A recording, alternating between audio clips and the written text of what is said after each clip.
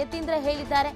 ಸ್ವಜಾತಿಯವರು ಮುಸಲ್ಮಾನವರೇ ಮುಖ್ಯ ಎಂಬ ಸಂದೇಶವನ್ನ ರವಾನಿಸಿದ್ದಾರೆ. ಮೈಸೂರಿನಲ್ಲಿ ಯತೀಂದ್ರ ಹೇಳಿಕೆಗೆ ಸಂಸದ ಪ್ರತಾಪ್ ಸಿಂಹ ಈ ರೀತಿಯಾಗಿ ವ್ಯಂಗ್ಯವಾಗಿ ಮಾತನಾಡಿದ್ದಾರೆ. ಮಾನ್ಯ ಡಿ.ಕೆ. ಶಿವಕುಮಾರ್ ಅವರ ಬಗ್ಗೆ ಒಂದು ರೀತಿಯಲ್ಲಿ ಪಾಪ ಅನ್ಸುತ್ತೆ.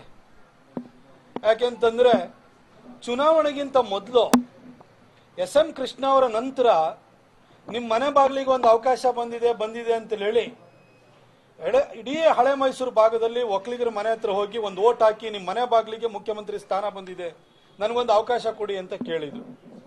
ಒಬ್ಬ ಪಕ್ಷದ ಅಧ್ಯಕ್ಷ ಆಗಿ ಸಮರ್ಥವಾಗಿ ಪಕ್ಷವನ್ನು ಮುನ್ನಡೆಸೋದು ಮಾತ್ರ ಅಲ್ಲ, ಬಂಡವಾಳ ಹಾಕ್ತಂತರು ಡಿ.ಕೆ. ಶಿವಕುಮಾರ್ ಅವರು.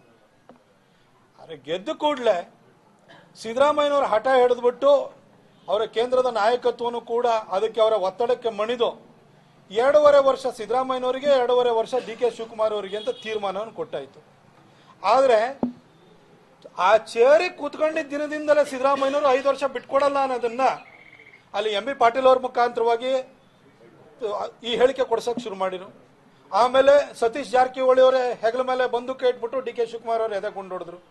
ಅದಾದ್ಮೇಲೆ ಸಿ.ಟಿ. ರಾಜಣ್ಣನ ಕೈಲಿ ಹೇಳಿಸಿದ್ರು, ಜಮೀರ್ ಅಹಮದ್ ಕೈಲಿ ಹೇಳಿಸಿದ್ರು. ಹೀಗೆ ಸಾಲಾಗಿ ಡಿ.ಕೆ. ಅವ್ರಿಗೆ ಬಿಟ್ಕೊಡಲ್ಲ ಅಂತ ಹೇಳಿಸ್ತಾ ಇದ್ರು. ಈ ಮಧ್ಯದಲ್ಲಿ ಸಿದ್ದರಾಮಯ್ಯನವರು ತಾವೇ ಹೇಳ್ಬಿಟ್ರು 5 ವರ್ಷ ನಾನೇ ಅಂದ್ರು. ಈಗ ಮಗನ ಕೈಲಿ ಹೇಳ್ಸಕ್ ಶುರು ಮಾಡಿದ್ದಾರೆ. ನಾನು ಹಾಸನದಲ್ಲಿ ಯತೀಂದ್ರ ಅವರು ಕೊಟ್ಟಿರುವಂತ ಹೇಳಿಕೆಯನ್ನು ಕೂಡ ನೋಡಿದೆ.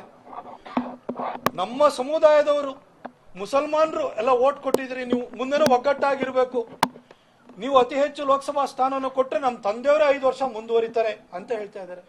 ಅಂದ್ರೆ ಸಿದ್ದರಾಮಯ್ಯನವರಿಗೆ ಅಧಿಕಾರಕ್ಕೆ ಏರಾದ್ಮೇಲೆ ಇನ್ನೂ 5 ವರ್ಷ ತಾವೇ ಮುಂದುವರಿಬೇಕು, ಡಿ.ಕೆ. ಶಿವಕುಮಾರ್ ಅವರಿಗೆ ಬಿಟ್ಕೊಡಲ್ಲ ಅನ್ನೋದನ್ನ ಈಗ ಮಗನ ಮುಖಾಂತರವಾಗಿ ಆ ಸಂದೇಶವನ್ನು ರವಾನೆ ಮಾಡ್ತಾ ಇದ್ದಾರೆ.